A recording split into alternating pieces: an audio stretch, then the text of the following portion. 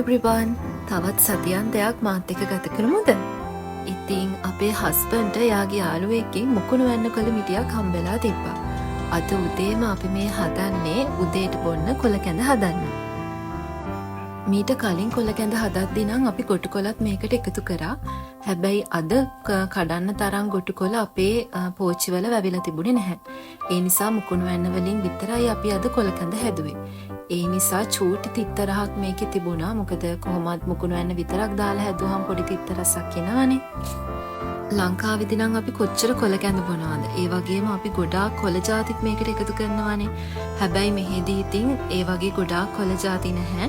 අපිට හම්බෙන මේ වගේ මුකුණු වෙන්න ගොටු කොළ ඒ වගේ තියෙන දෙයක් දාලා තමයි අපි මේ කොළ කැඳ හදන්නේ. කොහොම වුණත් මෙහෙදී ගෙදර හැදෙන දෙයක් දාලා කෑමක් හදද්දී හිතට දැනෙන්නේ මාරම සතුටක්.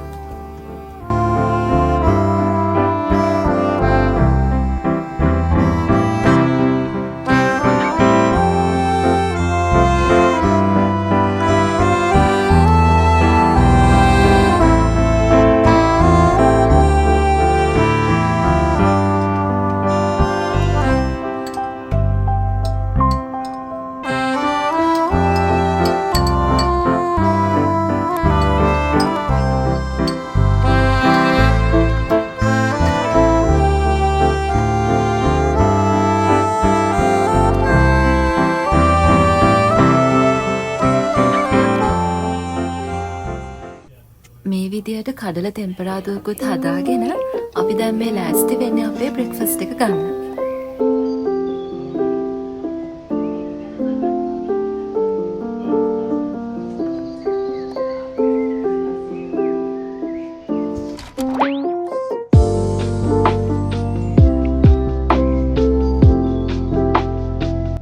බ්‍රෙක්ෆාස්ට් එක අරගෙන ඉවර වෙලා අපි දෙන්න චුට්ටක් එළිය ඇවිදින්න ගියා.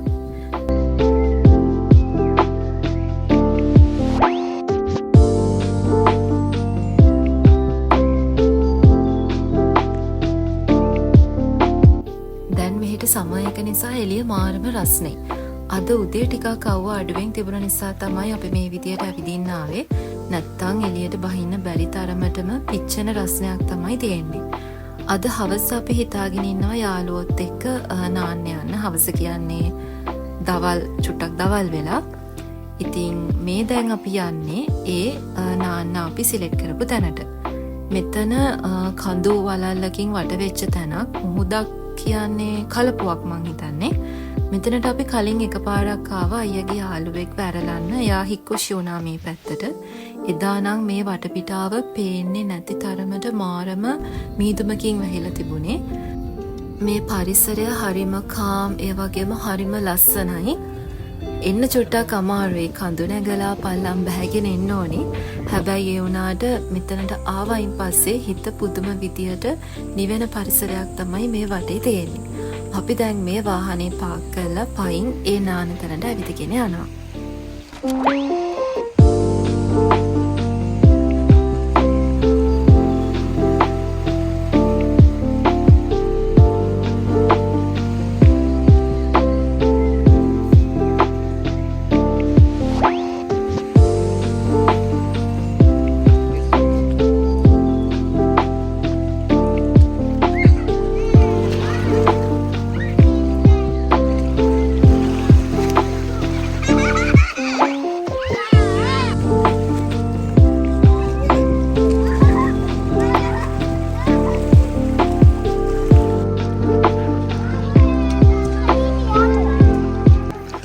ජපන් ෆැමිලි දෙකත් අපිත් එක්ක නාන්න එකතු වුණා. මේගොල්ලන් මාර විදියට මෙතන ඉන්න මාළුවෝ කකුලෝ අල්ලන්න කැමති මේ චූටි ළමයි. ඉතින් අන්තිමට අපිට නාන එක පැත්තකින් තියලා මේගොල්ලත් එක්ක සෙල්ලම් කරන්නයි ඒගොල්ලන්ට කකුලෝ අල්ලලා දෙන්නයි තමයි සිද්ධ වුනේ. හැබැයි ඒකත් හරිම ෆන් අත්දැකීමක්. මේ තියෙන්නේ ඒ ළමයි ටික එකතු කරපු කකුලෝ. මෙතන ගොඩාක් කකුලෝ ඉන්නවා. ඉතින් එක එක වර්ගවල ලස්සන කට්ටිය ඉන්නවා. මේගොල්ලන් එකතු කරාට අන්තිමට මේ කට්ටිය ආපහු මුදල නිදහස් කරලා තමයි මේගොල්ලන් යන්නේ. මම මේ වීඩියෝ ක්ලිප්ස් YouTube එකට අප්ලෝඩ් කරනවා කිව්වම මෙන්න මෙයා කිව්වා යාවත් ඒ වීඩියෝස් වලට ගන්න කියලා.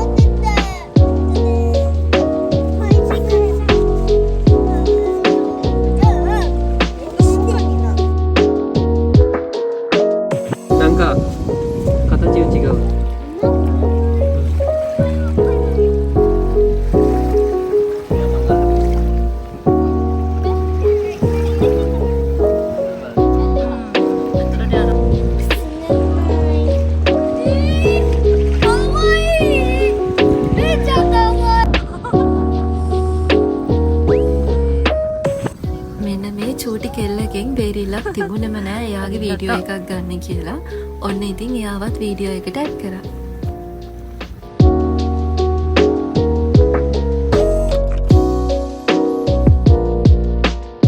අපි ඒ නාපු තැන තිබුණ මේ ශ්‍රයින් එකත් බලලා ඊට පස්සේ අපි ගෙදර එන්න පිටත් වුණා. ඉතින් ටිකක් රෑ වුණ නිසා අපි දෙන්න හිතුවාද එළියෙන් ඩිනර් එක ගන්න. අපි පික් කරපු රෙස්ටුරන්ට් එක ගාමම තමයි මේ පෙට් ෂොප් එක තිබුණේ. ඉතින් අපි එතනට ගිහිල්ලා මේ යාළුවෝ දෙන්නවත් බලලා තමයි ඩිනර් ගන්න ගියේ.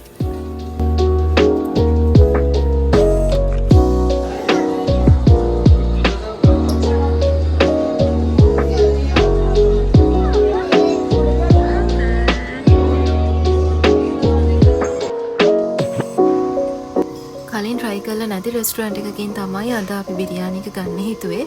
හැබැයි මේක එච්චරම රස නැහැ. 10න් 6ක් වගේ තමයි අපිට මේ බිරියානි එකට දෙන්න පුළුවන්. මේ තියෙන්නේ ඊට පස්සේ දවසක අපි හනබි බලන්න ගිහින් ගත්ත වීඩියෝ ක්ලිප්ස් ටික. මේ තමයි ජපානයේ මගේ පළවෙනි හනබි එක්ස්පීරියන්ස් එක. ඉතින් මම මාර ආසාවකින් තමයි මේක බලන්න ආවේ. අද මේකේ තව ස්පෙෂල් ඉවෙන්ට් එකක් තියෙනවා. ඒ තමයි ඒගොල්ලන්ගේ ඩිස්නි ඩ්‍රෝන් ෂෝ එකක් අද මෙතන තියෙනවා. ඒ නිසා ඒකත් බලන්න එක්ක අපි ටිකක් වේලසන මෙතනට ආවා. බොරු කියන්න ඕන නෑනේ ඒ ඩ්‍රෝන් ෂෝ එක නම් මම පුදුම ආසාවකින් බැලුවේ. ඒක මාරම ලස්සනයි. ඉතින් ඒ ලස්සන මගේ ඇස් දෙකෙන්ම බලා ගන්න කියලා මං වෙනුවට මේ වීඩියෝ ක්ලිප්ස් ටික ගත්තේ මිස්ටර් ටී. එයා කිව්වා මේක මම ෆෝන් එකකින් බලාගෙන රෙකෝඩ් කරද්දී ලස්සන මට බලන්න බෑ. ඒ නිසා එයා රෙකෝඩ් කරන්නම් මට මේ ලස්සන ඇස් දෙකෙන්ම බලා ගන්න කියලා.